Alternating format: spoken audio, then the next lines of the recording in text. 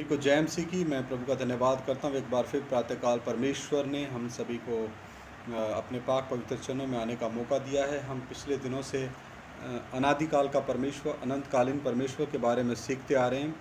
तो ये आज 5वां भाग है। आइए हम सर झुकाएं, प्रार्थना करें। महान जीवते प्रभु, तेरा शुक्र करते हैं प्रभु, तेरा जीवता वचन सीखने जा रहे हैं। पवित्र आत्मा आप हमें सिखाएं और हमारी ज्ञान बुद्धि समझ को खोल दें। प्रभु यीशु मसीह के सामर्थी और पवित्र नाम से मांग लेते, सुनो और ग्रहण करो, आमीन। आइए परमेश्वर के वचन को हम सीखेंगे। यशायाह नबी की किताब 48 अध्याय उसका 12 और 13 वचन में पढ़ रहा हूँ। हे याकूब, हे मेरे बुलाए हुए इज़राइल, मेरी ओर कान लगाकर सुन। मैं वही हूँ, मैं ही आदि और मैं ही अंत हूँ। मेरे प्रिय भाइयों बहनों, पिछले 4 भागों में हम सीखते आ रहे हैं कि एकमात्र सच्चा परमेश्वर है और वो सबसे पहले है, वो शुरुआत है और वो ही खात्मा है, अंत है। मतलब वो ही सबसे पहले है और सबसे आखिर तक वही रहने वाला एकमात्र सच्चा परमेश्वर है। निश्चय मेरे ही हाथ ने पृथ्वी की नींव डाली और मेरे ही दाहिने हाथ ने आकाश फैलाया। जब मैं उनको बुलाता हूँ वे एक साथ उपस्थित हो जाते हैं। तो मेरे प्रिय भाइयों बहनों, परमेश्वर द्वारा बनाई गई सृष्टि जब अपने सृष्टिकर्ता के प्रति इतना आज्ञाकार है, इतना कहना मानते हैं, तो जो इंसान है, मनुष्य है, जिसको परमेश्वर अपना स्वरूप और समानता दिया, अपनी आत्मा दी, तो वो मनुष्य आज भटका हुआ है। उस मनुष्य ने अपना अपना रास्ता लेके रखा है। हम रोमियो की किताब में पढ़ते हैं, रोमियो की किताब 3 अध्याय, रोमियो की किताब 3 अध्याय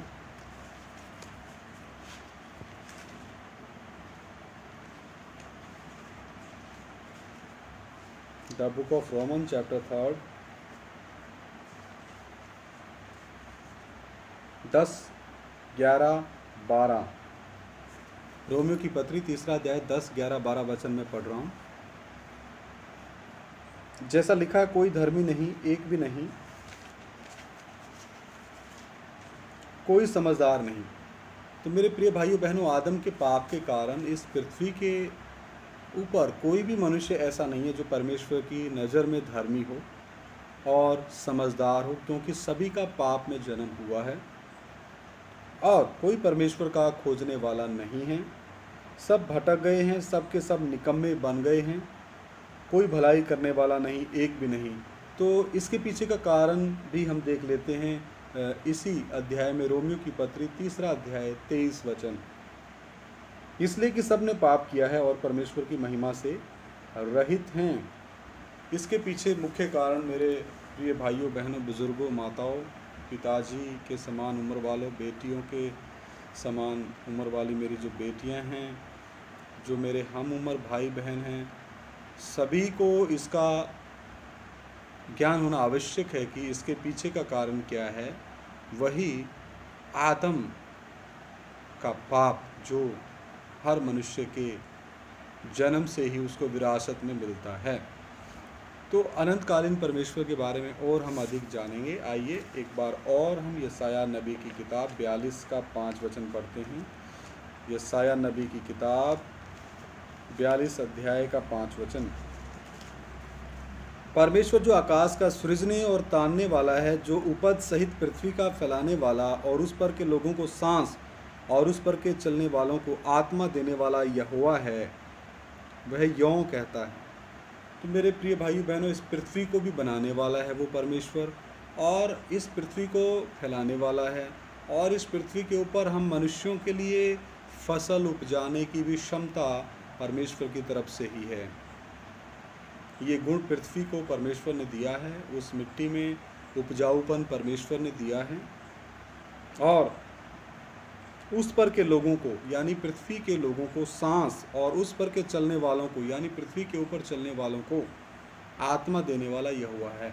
तो हम अपनी नाक से जो सांस लेते हैं, ये परमेश्वर के द्वारा अदन वाटिका में जब परमेश्वर ने मनुष्य को बनाया, तो हम पढ़ लेते हैं उत्पत्ति 2 अध्याय 7 वचन। तब यहोवा परमेश्वर ने आदम को भूमि की मिट्टी से रचा और उसके नथनों में जीवन का श्वास यानी कि अपना आत्मा फूंक दिया और आदम जीवित प्राणी बन गया।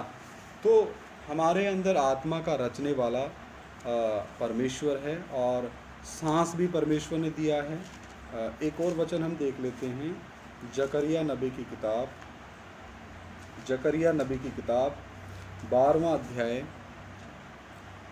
एक वचन, जकरिया नबी की किताब 12वां अध्याय एक वचन। इज़राइल के विषय में यहोवा का कहा हुआ भारी वचन, यहोवा जो आकाश का तानने वाला, पृथ्वी की नींव डालने वाला और मनुष्य की आत्मा का रचने वाला है, उसकी यह वाणी है।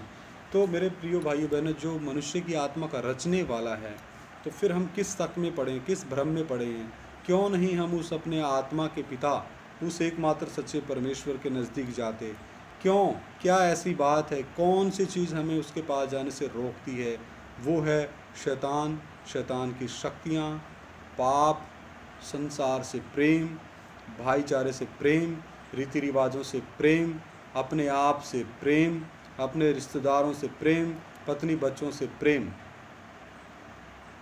परमेश्वर कौन है उसके बारे में ना जानने की इच्छा, ये मनुष्य जाति के साथ सबसे बड़ा आधुनिक समय में ही नहीं, पहले से ही चल रहा धोखा है। जो मनुष्य धोखे में रह रहा है, वो सृष्टि की पूजा करके मनुष्य धोखे में रह रहा है।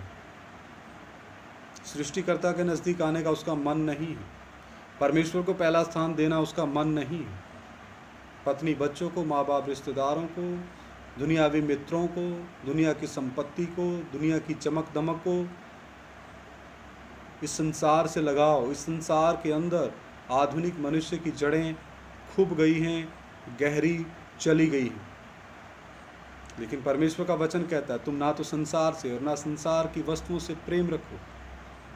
संसार से मित्रता करना परमेश्वर से दुश्मनी के समान है।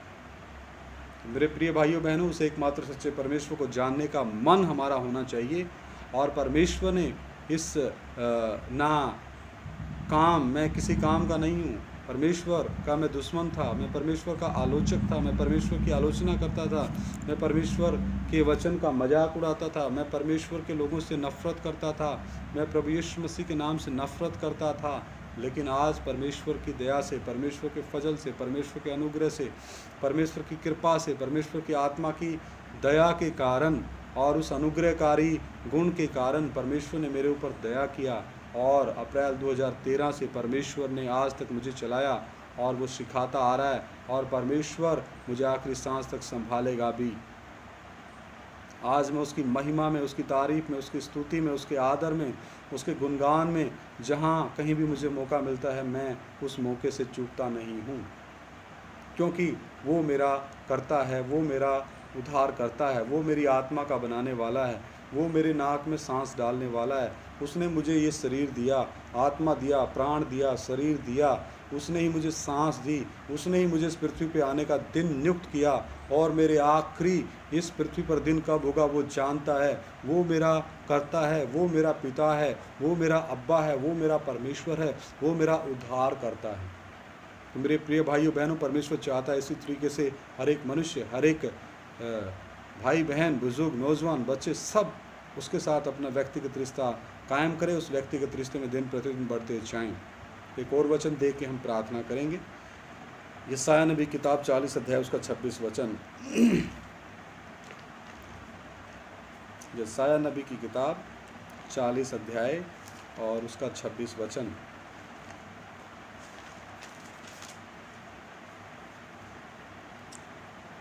अपनी आंखें ऊपर उठाकर देखो, किसने इनको सिरजा, यानी पूरे ब्रह्मांड को, आकाश गंगाओं को, तारों को, चंद्रमाओं को, सूर्यों को। वह इन गणों को गिन गिन कर निकालता, उन सबको नाम ले लेकर बुलाता है। वैसा सामर्थी और अत्यंत बली है कि उनमें से कोई बिना आए नहीं रहता। मेरे प्रिय भाइयों बहनों, ये आकाश गंगा सृष्टिकर्ता की आज्ञा को मान रहा है। ये आकाश गंगा अपने कर्ता की आवाज़ सुन करके परमेश्वर के नज़दीक, परमेश्वर की उपस्थिति में चले जाते हैं। तो जो स्वरूप और समानता में बनाए गए मनुष्य जाति को आज क्या हो गया है, इस अंधकार से निकल के ज्योति के निकट आएँ, क्योंकि यूहन्ना रचित सुसमाचार में परमेश्वर कहता है, जगत की ज्योति मैं हूँ। और परमेश्वर ने हम निकम्मों को भी, नलायकों को भी जगत की ज्योति होने के लिए, वचन में लिखा है, तुम भी जगत की ज्योति हो। अंधकार में जाओ और ज्योति के कामों को प्रकट करो। तो मेरे प्रिय भाइयों बहनों, ये परमेश्वर का वचन जिसके जीवन में आता है, उसके जीवन में सच्ची ज्योति आ जाती है, उसके जीवन में ज्योति का बनाने वाला आ जाता है। हालेलुया। तो मेरी हाथ जोड़ के विनती है, अपना व्यक्तिगत रिश्ता अपने कर्ता के साथ, आत्माओं के पिता के साथ कायम करें और जल्द से जल्द अपने कर्ता के नज़दीक आ जाएं, अपने कर्ता को अपना उद्धारकर्ता ग्रहण कर लें और पाप के दलदल से निकल के आ जाएं। आइए सर झुकाएं, प्रार्थना करें।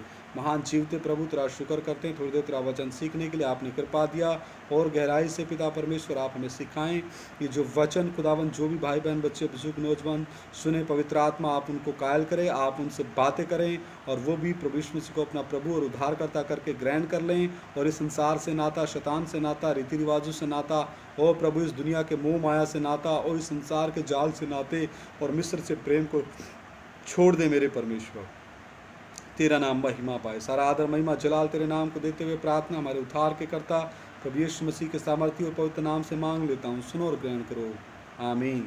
सभी को जय मसीह की। हमारा परमेश्वर बहुत जल्द हमें लेने आ रहा है। आत्मा में जागते रहें, प्रार्थना करते रहें, नम्रता दीनता का मुकुट दिन प्रतिदिन पहनते रहें, और एक दूसरे को वचन प्रार्थना संगति मदद करने के लिए आप उत्सुक रहें, इच्छुक रहें, एक दूसरे के सुख दुख में शामिल रहें, एक दूसरे की कमियों को आंसुओं के साथ परमेश्वर के सामने लेके जाएं और एक दूसरे की उन्नति का कारण बन जाएं।